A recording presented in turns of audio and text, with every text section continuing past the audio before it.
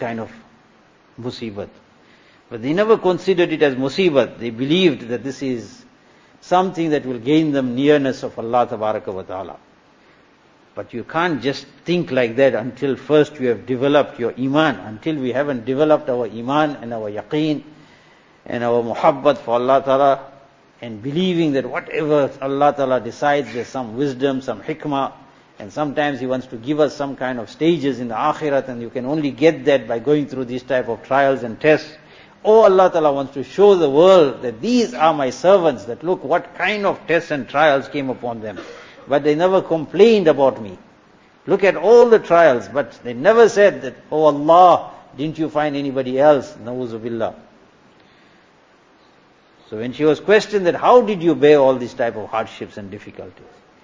She said, because if I was impatient, then for the impatient one there's nothing. If I was impatient, what would I have gained? If I kept on complaining, if I kept on talking ill of my Allah, na'uzu billah, and if I kept on telling the people that see what Allah Ta'ala did to me, would it have helped me? In which way would it have helped? Would it have brought my son back to life? Would that complaint of Allah Ta'ala would have brought my husband back from his grave? Or the child that disappeared and died, would he have come back?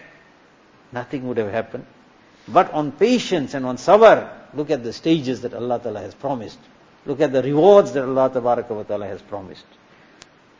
Look at His closeness and ma'iyyat which He has promised. So she says, therefore I exercise patience.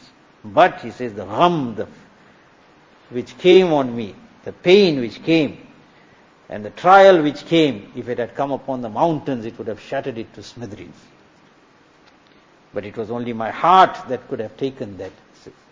So which heart can take that? That heart which has got Allah Tabaraka wa Ta'ala in there. Tere haath se zere taamir hu main, mubarak mujhe meri veeraniya. I am happy with this destruction because I am being built by Allah Tabaraka wa Ta'ala. I am being reconstructed. The construction is taking place of my iman. Mubarak mujhe meri veeraniya.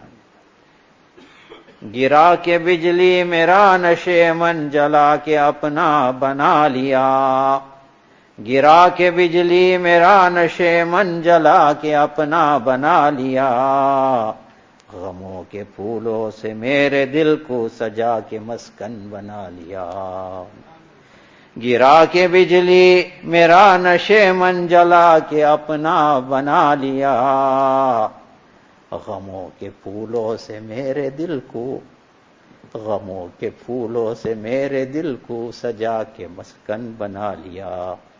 Says first Allah Tabaraka wa Ta'ala sent a lightning and my nest was destroyed. So when He destroyed my nest with the lightning, so I thought that now nothing is left because my nest is gone. But ghamon ke phoolon se mere dil ko saja ke maskan bana liya.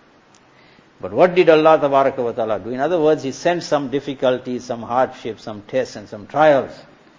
And then He decorated my heart with these flowers of tests and trials.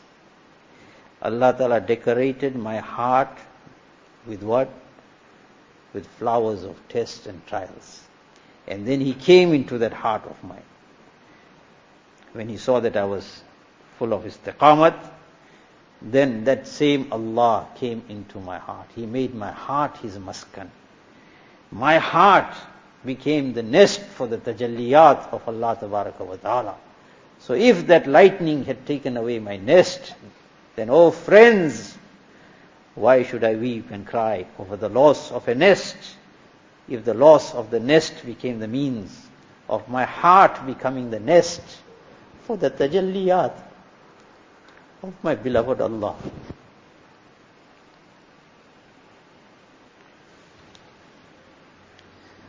So don't lose hope, don't lose faith, don't lose trust.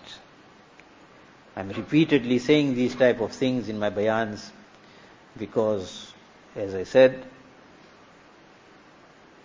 the number of letters that we reply, And the number of cases that we deal with on a daily basis, there are so many people who mention these type of things. Allah Tabaraka wa Ta'ala, how can He only send this type of trials upon me? What wrong did I do? Was there nobody else that was worse than myself? The person looks at himself and says, there are lots of other people who are doing things that are worse than what I do. So why didn't they get all this kind of azab and bala? So sometimes it is a test. But we must not consider ourselves in that bracket that we are very pious and holy and righteous and full of zuhud and taqwa and qanaat and everything, and therefore if something comes upon us, then it is definitely a rahmat of Allah Ta'ala. We must look at our weakness, we must look at our shortcomings, we must look at our faults, and which area of ours is straight. Oont teri konsi kal sidi. O camel, which part of your body is straight?